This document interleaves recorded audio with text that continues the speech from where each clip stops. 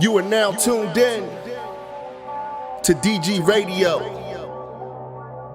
The Cave, 4 to 6 p.m. every Saturday.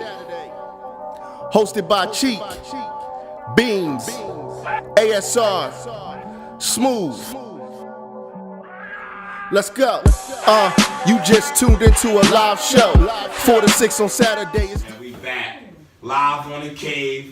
We are the #1 independent radio show in the world. I ain't gonna play with it. Second interview of the day. I want a huge cave round of applause. Our Kidz first in the motherfucking building. We got our people Douglas, Come Tucker on, Jr. man. Yes, sir. And homie, I cannot. Please introduce yourself to the people one time. Udini la voz. Yes, sir. Thank you, because I was not going to get Oh, that. oh, oh. One thing about The Cave, we respect the shooter, because y'all got a shooter in the building. No doubt. We got a shooter. Okay. What's his name? You got That's My Freddie. man Fred. Appreciate you, Fred. Yeah, No doubt. Freddie. Always got to show love. Uh, MGD Productions in the building. we definitely got to show love, man, because our man Nino put us on to you, you know what I'm saying? Nah, it's a great Shout him guy. out, I'll never tell on Instagram. One thing about it, we gonna never tell. That's my guy. Family, brothers right there, man. So please get into it, because we need more brothers like y'all. Talk about it. Yeah, so the idea of our kids first come from the obvious, like there's a need for prominent black male figures to be put in every home. Okay. You know what I mean? Whether dad is there or not. Yeah. You know what I mean? And if we could put them there in theory, we feel like we could push towards, making society around us better. I came up with the idea because I have done, some time away, and it's actually where I had met the brother Nino at. All right. You know what I mean? And didn't even know we ever meet up again because of his situation, my situation. Did I quite never see a great guy like that again? Always kept him in my prayers and stuff like that. And when we both was free and ran into each other, I actually neither one of us could believe that we seen one another. Yeah. Like, now this In the is street. him. But I actually about to walk by him, and I know that ain't him. That my man doing, he doing his time. Thankfully, he was home and free. And I told him, I said, listen, there's guys like us that have great opportunities to be back into society that can make a difference. Okay. And he said, well, what you got in mind of making a difference with? I said, well, society is in great need of somebody doing something for our kids. And I figured we want to get a jump on, making the future better for our people, like a 20, 30 year jump. I said, man, we got the advantage right now. I said, dealing with our kids first. It came right to me. Wow. That's how I came up with the name for it. Damn, you did took 3 questions away from me. That shit was so deep. God damn. And what was even better about that, I said I want to build something against what the system or the machine has against us. They expect us to come home and to become co-conspirators. They can't wait for us to be recidivists. Yeah. I said, man, we about to destroy that shit. Like, That's the first thing they tell you when you walk out. That's dead. I see you when you come back. Yeah. I Hate said, that I shit. said, I'll be owning probably part of the prison no to free doubt. these people. Yeah. You know what I mean? Can we give a big cave fuck you to all them hating ass COs in the motherfucking prisons? Fuck you! Go ahead. Yeah, let them know. That's right. And I knew that with the program, to get around to getting the kids, what they actually need. I was like, we struggle. Everybody I come to learn, because I studied a lot of things, while I was away. Okay. You know what I mean? One of them was, the Black Laws Dictionary, learning how to shepherd our kids and stuff like that. Okay. Because ignoramus of the law, ain't no excuse for them to punish you. So I said, well, let me get on the other side of that. So Know what I'm gonna get into. Exactly. Okay. So I can know how to get out of it. I ain't getting into it, I know how to get out of it now. I started learning a couple different languages, Arabic being one of them because of my religion, and the other one was Spanish. So I learned it, a couple different dialects because I was around so many different, Hispanic ethnicities while I was in there, and I felt like, if I'm gonna branch out to the African American community and give my all to saving these children, to getting this 20-year jump on society, this destruction that they put against us, I gotta go into the Latino communities too. Brian, we gotta improve on that brown on brown relationship. That's exactly what it is. That's what our neighborhoods are, though. That's because Right. that's what we are. Yeah. We got more, I gotta ask history you in this, Central though. America and South America than we got in America. Yeah. We only got a couple. What was your biggest motivation for this? Outside of just, I understand you in a situation where you were doing time, but is it something that reflects back to your childhood, maybe? Oh, yeah, definitely, So what's of your course. biggest motivation for this move? My father, I want to say, in many ways, he was a great man. Okay. He's not dead or anything like that.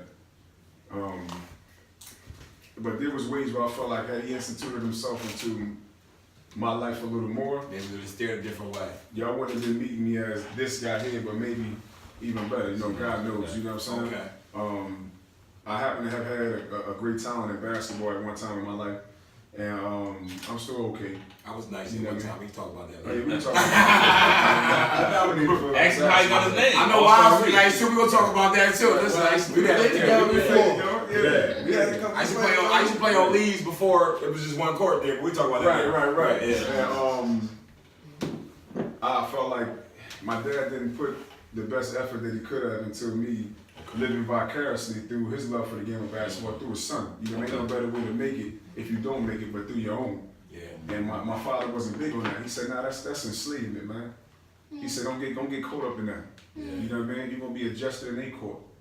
And I'm like, "No, I'm gonna be a legend." No doubt. Yeah. And he said, "Nah, be a legend, be a revolutionary."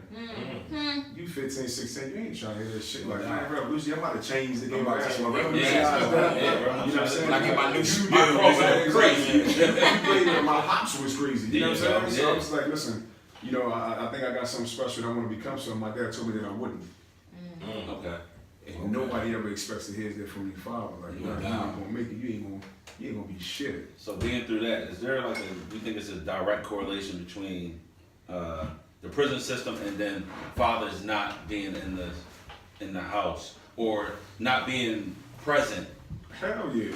Not only so much so that my father wasn't one of them that wasn't there. He was there. It's just that we needed him in different ways when he was there. But for the fathers that aren't there, unfortunately, or the father figures that aren't helping out or stepping up to play these roles, the children fall subject to the politics of public education. That shit is horrible. Yeah. It's actually a pipeline leading straight to prison. Yeah. I was a restorative actions coordinator when I came home. And restorative practices are pretty much reformation of character and rehabilitation of a child's mental and emotional well-being, as opposed to in-school suspension when it's just punishment and discipline. Okay. When I was in there and I was seeing how they broke down what restorative action was supposed to be as opposed to in-school suspension, I was like, man, this shit, they making me a CO and I'm preparing these kids for prison. I didn't see anything different than what I went through for 7.5 years and what was going on in elementary school. I'm like, I don't stand for that shit. Yeah. Like, no, I'm gonna make a change. Somebody gonna get behind me, people gonna make a change with me. So the two schools I was at, I was in Southwest Philly at BB Colleges. Okay. That environment was something totally like surreal. I said, this gotta be like a penitentiary TV show. You know, it's funny that you said, because I was just having a conversation with somebody. Crazy. I spent some of my high school time in one of the many places I landed in before jail. Was Martin Luther King, and it was the only school I knew at the time that had a daycare and a holding cell in it. And when you think about it, it's like, dog, these niggas is preparing for us to go to prison. Like, that's all this shit is, you know what I mean? Exactly. You get That's why I'm accustomed to that feeling, vibe. Exactly. Right, And I it's seen like that. normalized to you. Once that becomes, like you said, once it becomes normalized, you end up being like prepared. So the time that I had did, it was hard time. It hurt me. That's for another show. You know what I mean? If y'all invite me back. No doubt. No. You family, you will be back. Ain't no invite you back. Right. Nigga, we like Thanksgiving, you come in down turkey on the table. You hear me? Some of the kids that I came across, not only at colleges, but I also was at Blaine Elementary School down North Philly. And I'm from North Philly, so I was like, you know, it ain't no better way than, you know, giving back than to give back to my immediate, you know what I mean, people that's just like me. You know what I'm saying? The kids that had the same stories like I got or that I had. You know, the only difference is I get to be a tangible hero to those kids. You know what I mean? They look on TV, they see rappers, they see singers, they see ball players, football players. Even when they come back through the neighborhoods, they might throw an event here and there. And I ain't throwing shade on nobody, but they do certain things in the light of the people. As opposed to most of the stuff that I might get done, I'm not even trying to record it. You know what I mean? Them kids get to reach out, they get to feel me, they get to know my story. They're like, yo, if I got something, I'm gonna go to Mr. Tucker. That's what you call me. I'm gonna go to Mr. Tucker. I'm gonna go see Mr. Doug, Coach Doug. You know what I mean? And then I'm able to present to them certain things for them to make themselves better. And it's part of what I had put here down, you know, because there's some things that, you know, I gotta put down and go on paper. The program is a mentorship program. It's based on social skill development, which they don't teach us in school. It's based on academic enrichment and cognitive behavior strategies. The term in college is cognitive behavior therapy, CBT, and it's big. It's used for like drug addicted adults, alcohol addicted, manic depressants, different people to help them get out of their ways that they already set in for 30, 40 years. Okay. So I said, hold up. If that could work minimally with these old people, why I can't apply this to no kid for the next 30, 40 years and make them a great person? Get them out their ways right now. Right. I said, damn, that's my societal jump right there. That's the advantage I got on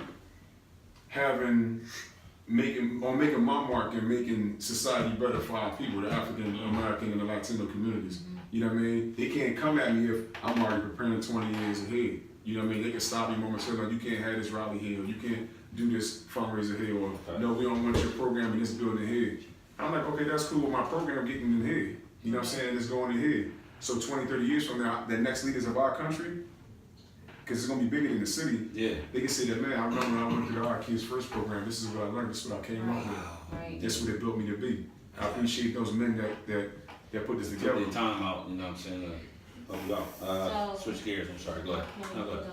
I just want to get to my brother. No, yeah, for sure. Yeah, I was about to push right Not to going to mess your name up, because I cannot pronounce it. Udini la voz. Udini la voz. Dean. Udini la voz. Dean. Udini la voz. You just call me Dean, man. You know, Yeah. that's my stage name, though. Okay. Co-founder of Higher Than 7 Productions. HT7. Host, board member. You all over the place, man. I'm all over, man. That's good, man. That's the reason I'm here, you know what I mean? What's the objective? Like my man dog said, I'm the bridge from the black community to the Latino, you know what I'm saying? So we're bringing this thing together. Okay. You know, when he told me about his plan, I said I'm with it. Okay. Because, you know, I can't really relate to the jail thing, you know what I mean? I've never been away to do no time, but I know friends that did. I got family members. Okay. You know, where I come from, most of the people that's losing their lives is the young. Young black and brown. You know what I mean? So it's like, okay, we need to catch this thing early and rebuild that. You know what I mean? I appreciate y'all, man, for even just stepping up. We appreciate that. We Somebody gotta do it. We need more people like If that. I have another question, I was gonna ask, what keeps you going with this? Like, I'm a full-time what's your father. motivation for getting out of bed and keep doing this? I'm a full-time father of a beautiful 9-year-old little girl Oh, who happens to be at a great school, the Laboratory Charter, okay. down 4th and Brown. And she's like one of the advanced placement students. So my daughter's, she borderline genius.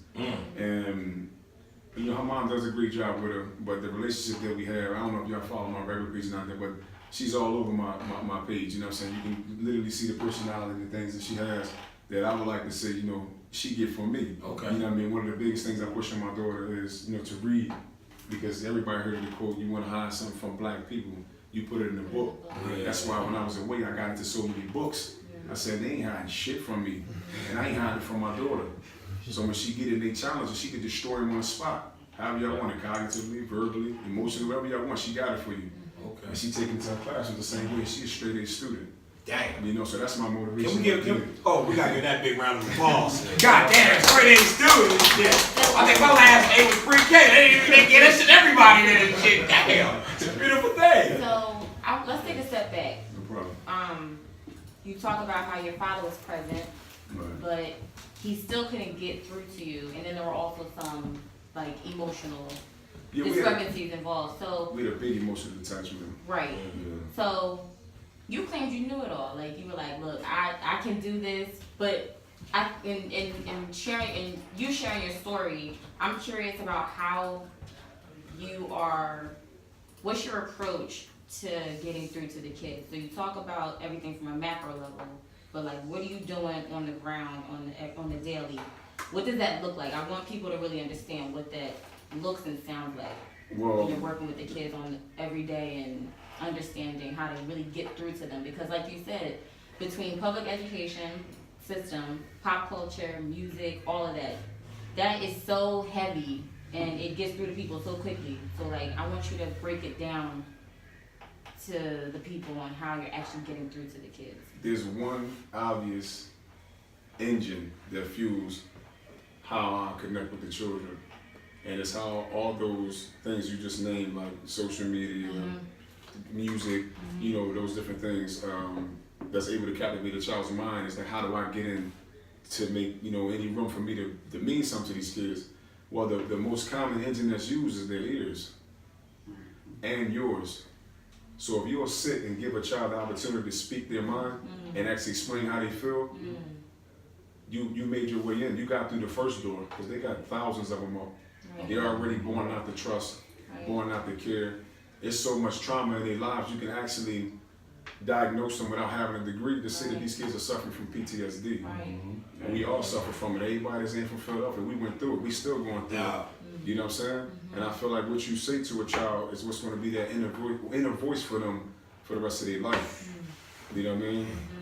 Listen, The, this interview right here, man, really opened my eyes to a lot. I was already excited about the interview. I'm just glad I was happy to be a part of this classical event. I need y'all to really put out your social media and where they can reach you at right now, because I think this is huge and heavy. They need to hear this message. for me, on social media, you can find me as, my personal page is MrTucker.23. My business page on Instagram is our_Kidz First, and that's kids with a Z, KIDZFRST. My email is ourkidsfirst1@gmail.com. Okay. My cell phone number is 267-345-349. What's your social security number, nigga? Goddamn, this shit.